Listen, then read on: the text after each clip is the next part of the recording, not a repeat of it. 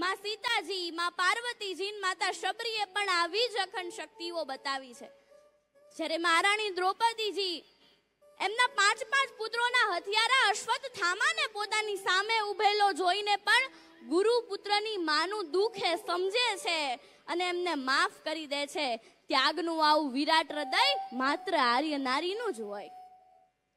માતા શબરીએ પોતાના ગુરુના વચન પર અડગ ભરોસો રાખ્યો, આજીવન સુધી પ્રતીક્ષા કરી અને અંતે ભક્તિ એટલી પ્રબળ હતી કે પ્રભુ શ્રી રામને એમની ઝૂંપડીએ આવીને એમના એઠા બોર ખાવા પડે.